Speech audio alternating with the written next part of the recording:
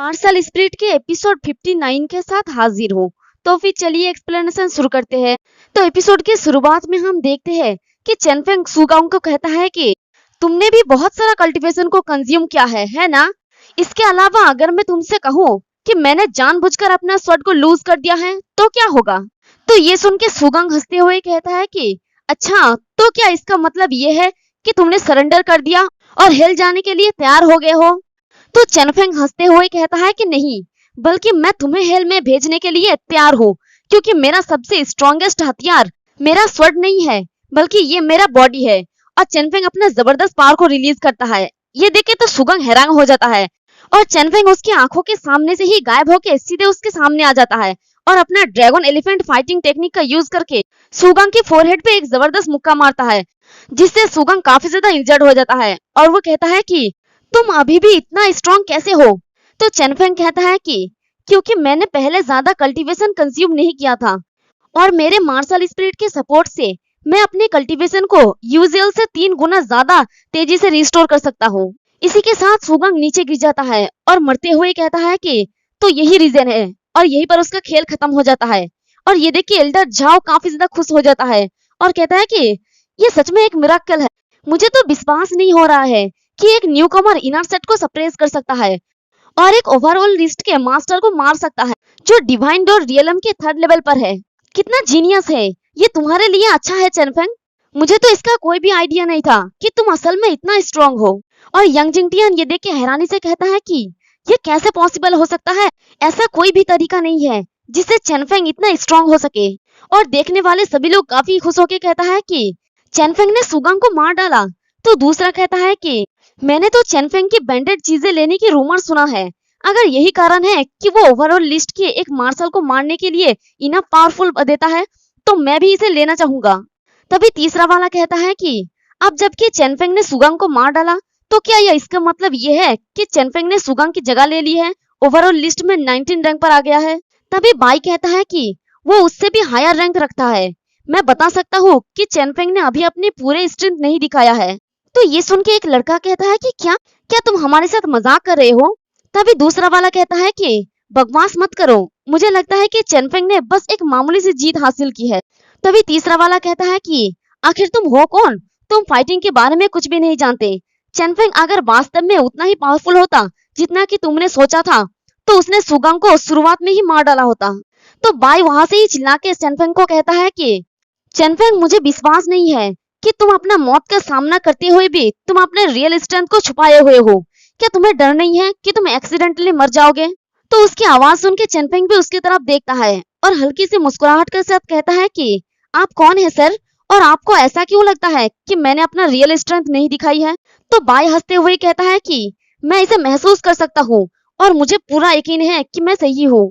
Chenfeng, अब तुम सुगांग को हरा के ओवरऑल लिस्ट में हो, तो इसे जारी रखो। मैं ठीक तुम्हारे सामने इंतजार कर रहा हूँ, मुझे निराश मत करना। और ये कह के वो वहां से चला जाता है। तभी एक लड़का कहता है कि ओवरऑल लिस्ट सामने? हाँ, मुझे याद आया कि ये कौन है। ये तो बाई संसुई है, इनर सेट की ओवरऑल लिस्ट के रैंकिंग नंबर 7 पर। तो जिस लड़के ने पहले बाई को कहा था कि तुम खेल के बारे में क्या जानते हो, वो काफी ज्यादा घबरा जाता है और डर के कहता है कि बाई संसुई। कोई हैरानी नहीं है कि वो बता सका कि फाइटिंग के दौरान चेनफेंग अपना रियल स्ट्रेंथ को छिपा रहा था। क्या मेरे कहे गए बातों की वजह से वो मेरे खिलाफ गरज रखेगा? और बाई की बातें सुनकर चेनफेंग अपने मन में कहता है कि पता चल रहा है कि ओवरऑल लिस्ट में 7th रैंकिंग मास्टर है। ये सब कुछ समझाता है। चिंता मत करो, मैं तुम्हें ज्यादा वेट नहीं करवाऊंगा। फिर मिट्टी के अंदर से चेनफेंग अपने स्वॉर्ड को बाहर निकालता है और कहता है कि अब नेक्स्ट कौन है? इससे कोई फर्क नहीं पड़ता कि ये कौन है, बस मरने के लिए रेडी हो जाओ। तो चेनफेंग की बात सुन के कुछ लोग गुस्सा हो जाता है तो कुछ लोग हैरान।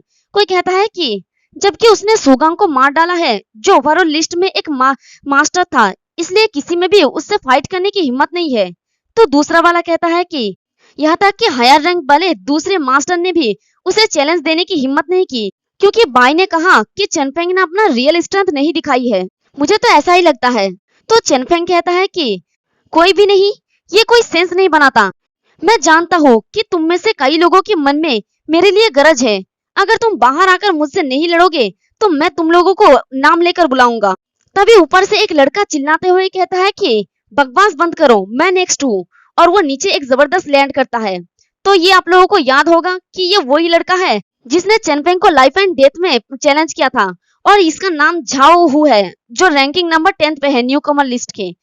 और चेनफेंग ने सोचा था कि ये झाओ सनसन के जैसा ही है, इसलिए वो इसका जान बख्श देगा। तो झाओ हु को अरीना में देख के सब लोग बातें करने लगता है और कहता है कि ये तो झाओ हु है, न्यू कमर लिस्ट के रैंकिंग नंबर 10 पर, क्या वो भी चेनफेंग की खिलाफ गरज रखता है? तो दूसरा वाला कहता है कि मैंने सुना है कि उसने सीडिंग वाली चीज की वजह से लाइफ एंड डेथ की स्टेज पर लड़ने के लिए एक अपॉइंटमेंट किया। तो तीसरा वाला कहता है कि सुगंग जो ओवरऑल लिस्ट में एक मास्टर था, चेनफेंग ने उसे भी मार डाला। ये देखते हुए झाओ हु को दोबारा सोचना चाहिए था, वो भी जरूर ही मारा जाएगा। तभी कोई और कहता है कि वो बहुत ही रेकलेस है। तो चेनफेंग झाओ हु को देखकर कहता है कि झाओ हु, मुझे तो उम्मीद नहीं था कि तुम टाइम पर आओगे। तो झाओ हु चिल्ला के कहता है कि चेनफेंग, मुझे पता है कि मैं तुम्हारा मैच का नहीं हूँ, लेकिन मैं अपना प्रॉमिस निभाऊंगा, चाहे मैं मर ही क्यों ना जाऊं। तो चेनफेंग अपनी स्वord निकालते हुए कहता है कि अगर ऐसा बात है तो इसे लो, और झाओ हु भी फाइटिंग के लिए रेडी हो जाता है और एक जबरदस्त रोर के साथ अपना ब्लैक टाइगर फिस्ट के साथ चेनफेंग की तरफ अटैक करने के लिए आगे बढ़ता है और चिल्ला के कहता है कि मैं अपने पूरे स्ट्रेंथ के साथ तुम पर स्ट्राइक करूंगा, मरने से पहले मुझे हमारे बीच का गैप दिखाओ। तो चेनफेंग भी रेडी हो जाता है और कहता है कि जैसे कि तुम्हारा इच्छा, और वो अपने ड्रैगन एलिफेंट फाइटिंग टेक्निक का यूज करता है। इसी के साथ दोनों का फिस्ट टकराता है और वापस जबरदस्त एनर्जी निकलता है, लेकिन चेनफेंग हमारा ज्यादा पावरफुल होता है, इसलिए झाओ हु की बेचारा मुंह से खून निकलने लगता है और देखते हैं कि वहां पर एक बड़ा सा गड्ढा हो जाता है। तो चेनफेंग उसे कहता है कि झाओ हु, दुनिया तुम्हारे और झाओ सनसन के बिना बोरिंग होगा, जो सभी मार्शल आर्ट में डूबे हुए हैं, इसलिए चलते रहो, जब भी तुम रेडी हो तो तुम मुझे दोबारा चैलेंज दे सकते हो।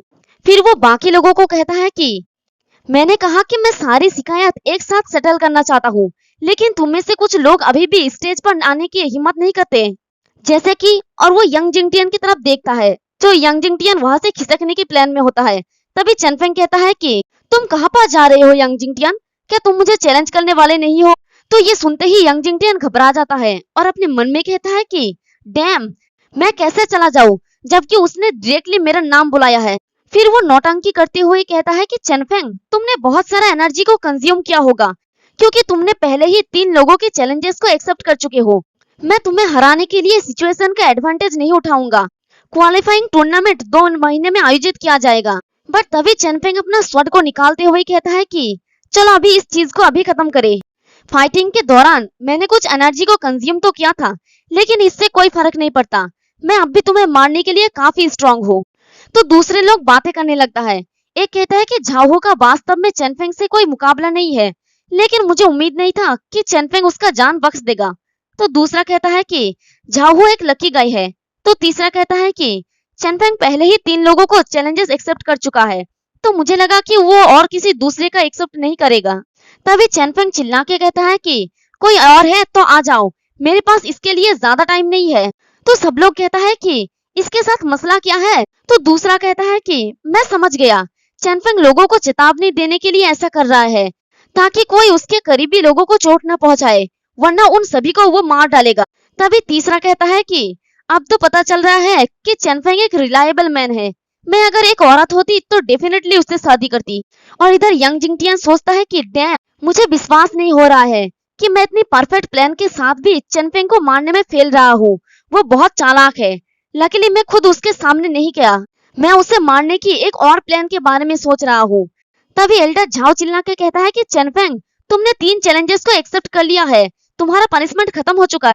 और इधर यंग जिंगटियन गुस्से में कहता है कि तुम, और वो वहां से जाते हुए कहता है कि वैसे भी मैं तुम्हारा एडवांटेज लेना नहीं चाहता, चलो तुम्हारे कल्टीवेशन रिस्टोर होने के बाद एक फेयर फाइट करते हैं, अब मैं यहाँ से जाना चाहूंगा।